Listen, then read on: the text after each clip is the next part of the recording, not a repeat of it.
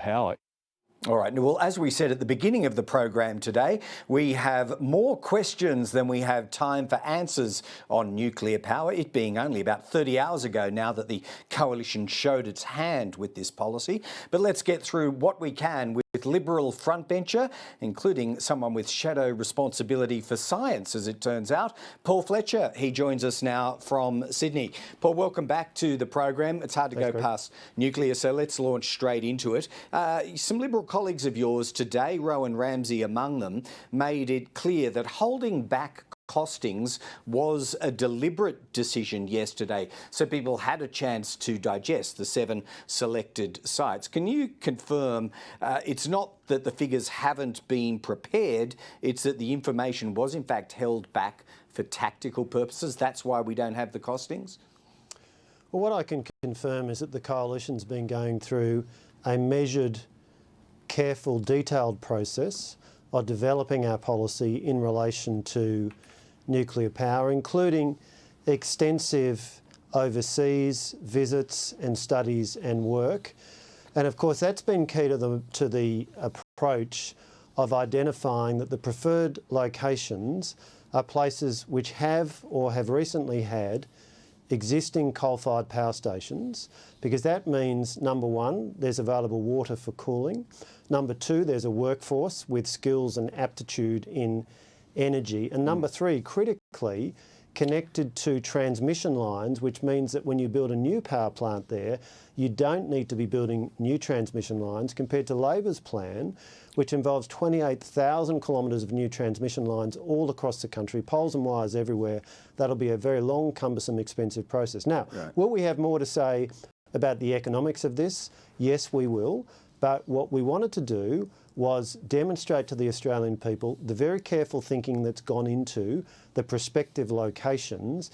And of course, what we also talked about was the community consultation model that we're going to engage in with those communities. I do want to talk to you about consultation. One very quick one on costings, because it's obvious to me, Paul Fletcher, you're not going to be giving those to us today, but a process question. You do have, as an opposition, the services of the Parliamentary Budget Office at your disposal. Have you requested assistance and costings from them on this policy? Look, we've sought advice from a whole range of sources, global experts, and it is remarkable, frankly, how ill-informed some of the comments are from Labor politicians who don't really seem to understand. Just listening to Pat Conroy there, you know, every other country that has nuclear-powered submarines also has a domestic nuclear industry, and it makes a lot of sense as you build out the university courses in nuclear engineering that will be required and all of the expertise that will be developed, the regulatory capacity. It makes a lot of sense to be having civil nuclear in parallel with nuclear-powered submarines. All right, let's go to consultation, since you raised it. There's been a bit of variance between coalition frontbenchers and back over where decision-making starts and consultation ends for a Dutton government. Do you agree with David Littleproud that, quote, the tough decisions, unquote, and the burden of responsibility need to fall on government in making decisions? So is the formation of a coalition government the one and only green light you, in your own mind, believe you have to obtain? Well, again, if you look at the materials that we've put out and the things we've been saying, we've given a lot of focus to community consultation. We've allocated time periods for that, over 2 years, to engage in a staged, detailed community consultation process with community advisory committees. But we've also talked about some of the very tangible benefits that communities will receive, including, of course, the availability of reliable, affordable baseload power as a major factor in then attracting industrial facilities, data centres, advanced manufacturing facilities. We've talked about regional deals. Now, we've got a track record in doing this. I was Minister for Cities and Urban Infrastructure. We did city deals around the country. we also did regional deals. And what you do there is you have a staged process of consultation with community leaders. You understand what the key community needs are, what the priorities are, and that's a tool that will again be part of our armoury as we work through the process of building community consensus around the provision of nuclear power stations. Okay, but if that consensus can't be built, is dropping one of the sites in the face of intense community opposition an option? Well, I think it's really premature here to be presuming failure. We will be putting a lot of effort into the community consultation. We've allocated a lot of time for it. In contrast, I might say, to Mr Bowen's rushed and frankly in many cases failed processes which have got regional communities around Australia deeply resentful of having wind farms or transmission lines imposed on them without consent. We will be going through a careful process, and the essence of the process will be making the point to communities that with abundant economic power comes major opportunities to attract new economic activity, new businesses, new industrial facilities, data centres, high-tech facilities, because power is the critical enabler of economic activity today. And in a world of abundant data, in a world of artificial intelligence, in a world of ever-increasing computer power, the importance of electric power to drive all of that, as well as to support our electric vehicles and everything else electric, is only going to get more important. You couldn't think of a more important enabler for economic activity in regional centres around Australia, and that is why we think through that extensive period of community consultation time that we've allowed for, we will be able to win significant community support. All right, well, that's the challenge that lies ahead of you. Can I try and draw you out on a broader understanding of the financing options available here, even if we don't get to the dollars today, Paul Fletcher? The proposal is to create a government business enterprise, a nuclear corporation, very similar to the NBN Co, and you would be familiar with that as a former communications minister. Will government be the sole owner of all shares in the nuclear corporation?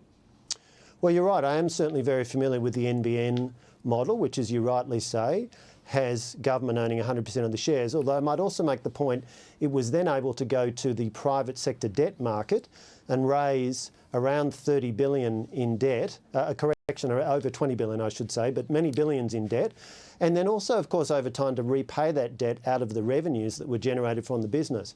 But there's another interesting parallel I'd suggest, which is Western Sydney Airport, which the coalition took from concept. We took a decision in 2014. By the time we left government, it was very well advanced. Now, we set it up as a government business enterprise, WSA Co, 100% owned by the Commonwealth. And one of the reasons we did that was because we believed it was best placed to manage the regulatory risk in the case of the airport, flight paths and other matters. Sure. And a similar argument applies in relation to nuclear power. Yeah. But I do make the point, it's very important to make the point, it will be run on commercial lines, it will be generating revenue, it will be charging users for power, just like AGL and Origin Energy and other businesses do today. And when would it return a dividend then? If it's commercial, if it's generating income, when would it return a dividend to its owners, that is, the government? Well, one of the realities of capital-intensive businesses, Greg, and I say this having been an executive in one of them for many years and having worked on others of them as communications minister, as urban infrastructure minister, one of the realities of capital-intensive businesses is you put in a lot of capital up front and then it takes quite a long time before you are able to generate a return. Decades? Because of the cost of the time and cost of building and then being able to come to operation. But that is not an unusual feature of nuclear power. The same is true of broadband networks. It took a long time between the NBN starting construction before it started to generate revenue. All right. Well, one final question then, because it is opposite to the NBN Co comparison. There was a latent plan by the coalition to one day privatise NBN Co. Didn't happen, obviously, but would the plan be for the nuclear corporation to one day be privatised? We've been very clear this will be in government ownership. We've also been very clear, we'll have more to say about it, but the point I make is that this is not by any means an unprecedented structure for a government to use, either a Labor government or a coalition government. And we'll have plenty more to say, so people will be able to understand the details. But what we wanted to start with was the nature of the locations that we intend and the nature of the very detailed community consultation process we'll go through, so that we can make a case to regional communities that this will deliver them significant economic benefits, and it will also deliver our nation a source of reliable, affordable, long-term power. Well, it's certainly complicated stuff financially, politically, economically, technically, scientifically. That means we'll have many more questions to ask. We're only scratching the surface here. Paul Fletcher, not sure how we went with the answers, but you gave us plenty to get on with. We appreciate that, and we'll talk soon. Good on you. Thanks, Greg.